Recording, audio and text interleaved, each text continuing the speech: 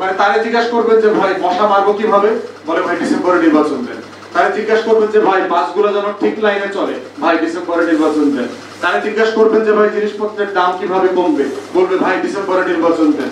ভাই এইতে যেন কোনো লোক না মরে, কি করা যায়, বলবে ভাই ডিসেম্বরে নির্বাচন দেন। তাই অবস্থা হয়েছে না? জানুয়ারি মাসে নির্বাচনটা দিছে না? আপনারা তো ভোট দিতেও যান নাই, তো সমস্যার সমাধান হলো কেমনে?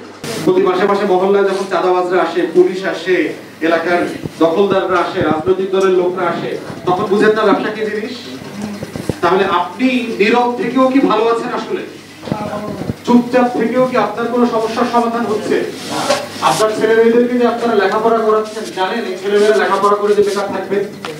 কোন নিশ্চয়তা আছে না কিছু বলে কিছু একটা করতে পারবে? তাহলে এটা সমাধানটা কি হবে?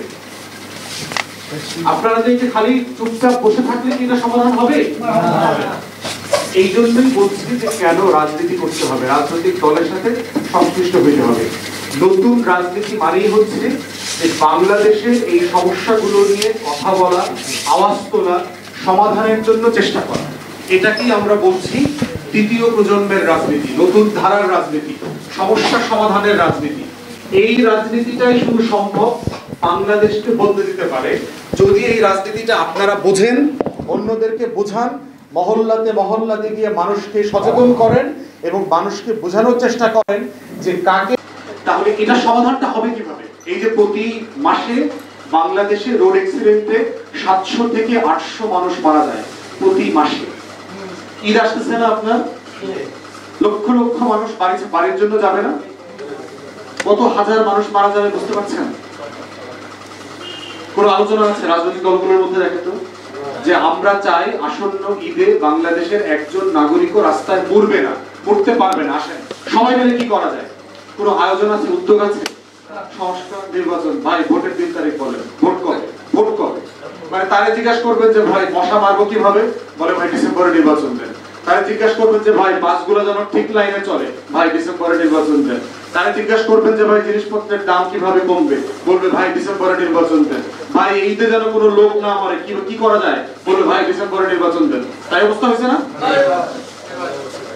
আপনাদের জনগণের দুঃখ কষ্ট নিয়ে কোনো আলোচনা আছে? নির্বাচন দেন, নির্বাচন দিলে নাকি সব সমস্যার সমাধান হয়ে যাবে। তো নির্বাচন তো হাসিনা গত বছর দিছিল, জানুয়ারি মাসে নির্বাচনটা দিছে না? আপনারা তো ভোট দিতেও যান নাই, তো সমস্যার সমাধান হলো কেমনে? তাহলে ভোট আর নির্বাচনই শুধু সমস্যার সমাধান দিতে পারবে না। হ্যাঁ, ভোট হইতে হবে, নির্বাচন হইতে হবে। কারণ ভোট না থাকলে আপনি মতামত দিবেন কিভাবে, আপনি বলবেন কিভাবে, আপনি কাকে পছন্দ করছেন, কাকে করছেন না, কে আপনার কল্যাণ করবে, কে কল্যাণ করবে না। তাই এবি পার্টির পক্ষ থেকে আমরা যেটা বারবার বলছি যে আপনাদেরকে চিন্তায় নাগরিক হইতে হবে। এই দেশটা যে আপনার, এই দেশটা কোনো পরিবারের না। আমরা স্লোগান দিয়েছি না শেখ হাসিনার বিরুদ্ধে, দেশটা কারো বাপের না। এটা কোনো বাপের না, এটা খালি শেখ হাসিনার বাপের না তা না, এটা কোনো বাপের না। দেশটা চলে কাদের? আমাদের সবার। এই আমাদের সবার দেশটা দেখাশোনা করার দায়িত্ব আমাদের সবাইকে নিতে হবে। এটার ভালো, এটার খারাপ, এটা কিসে কল্যাণ, কিসে অকল্যাণ, কিভাবে আমরা সবাই মিলে এই দেশটাকে বদলায় দিতে পারি, এটার দায়িত্ব আমাদেরকে নিতে হবে। এই দায়িত্ব নেওয়ার রাজনীতিটাই হচ্ছে আমরা এবি পার্টির পক্ষ থেকে করবার চেষ্টা করছি। এটাকে আমরা বলছি দায় ও দরদের রাজনীতি। এবং এই রাজনীতিটাই বাংলাদেশের মানুষের ভাগ্য পরিবর্তন করতে পারবে।